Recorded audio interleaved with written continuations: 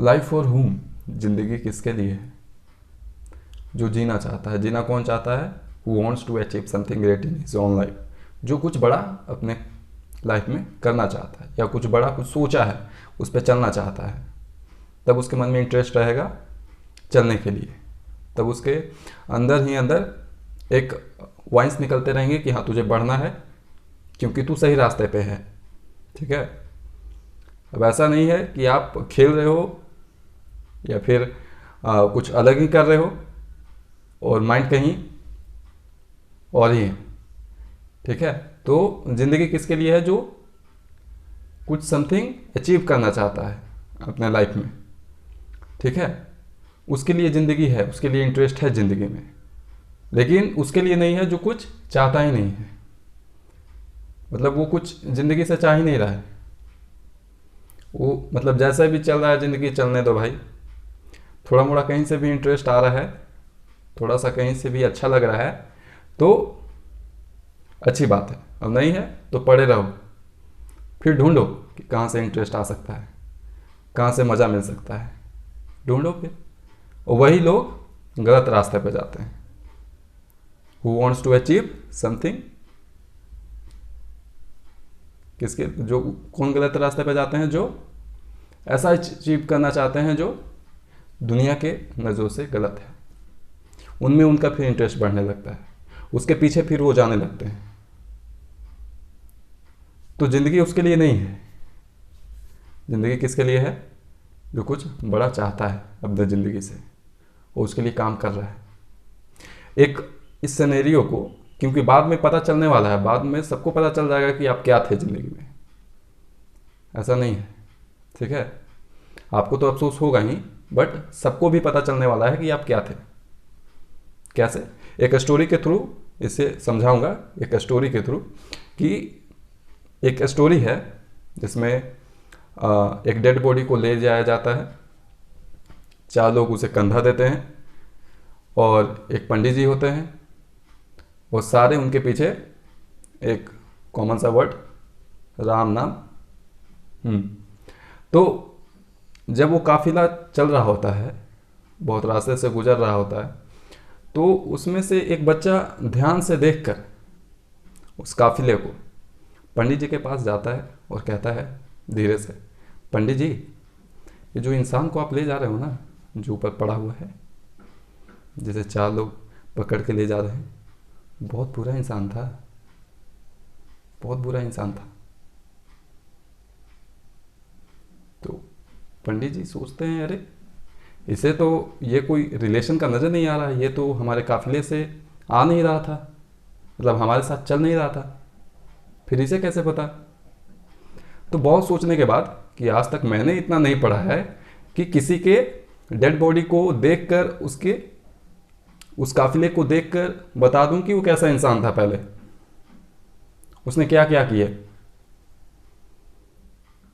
क्योंकि बच्चा बोलता है कि ये बहुत बहुत बुरा इंसान था, बहुत बदमाश था, मतलब ज़िंदगी में इसने कुछ अच्छे काम नहीं किए। अच्छे काम यानी सबके नज़रों से जो सही हो उसे कहते हैं अच्छा काम, क्योंकि अपने नज़रों में तो सब सही लगता है। तो बहुत सोचने के बाद पंडित जी उस बच्चे को ढूंढते हैं। सब काफिला आगे निकल जाता है। सब काफिले वाले पंडित जी को देखते हैं, अरे भाई वो पीछे क्यों रुक गए हैं किसी बच्चे के पास। सब लोग सोच में पड़ते हैं, लेकिन रोक तो सकते नहीं है, काफिला चल रहा होता है, पीछे सिर घुमा हुआ है सबका, लेकिन काफिला चल रहा है। तो पंडित जी बच्चे के पास आते हैं और कहते हैं कि बेटा, तुम इनके कोई रिश्तेदार हो क्या? तो नहीं। तो पड़ोसी? तो नहीं। तो कैसे तुम बता सकते हो कि ये बुरा इंसान था? मैं तो बता नहीं पाया, बताओ यार कैसे पता किया?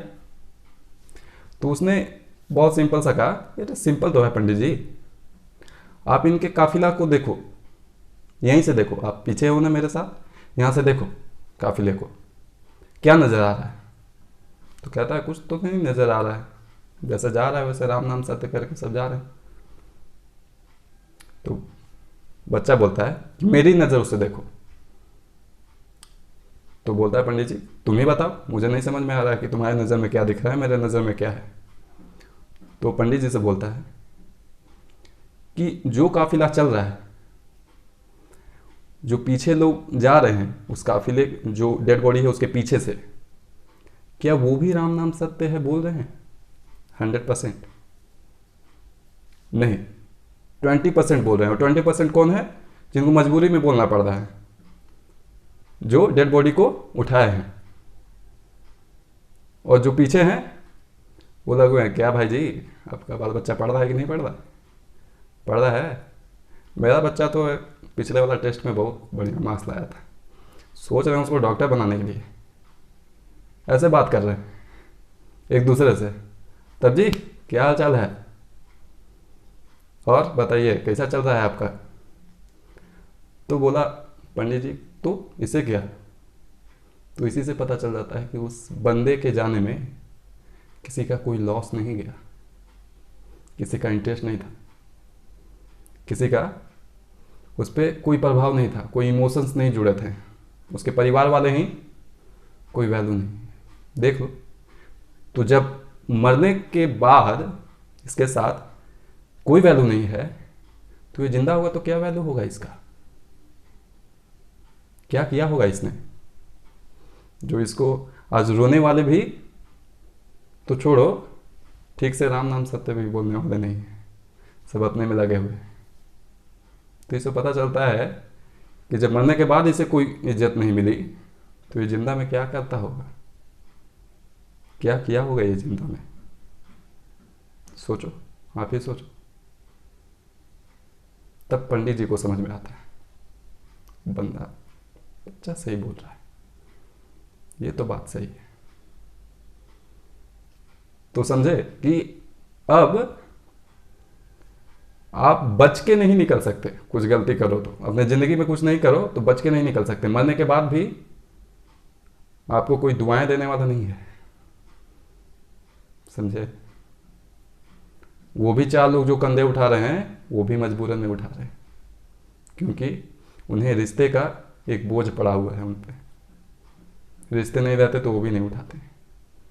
तो ऐसा करो ना कि सब जाने के बाद आप सबकी हालत टाइट कर दो, मतलब एक ऐसा लगे कि घर से मेन हेड चला गया, एक फैमिली से एक महत्वपूर्ण व्यक्ति चला गया, जिसके कारण पूरा अधूरा है। वो कब हो सकता है? जब आप कुछ करोगे।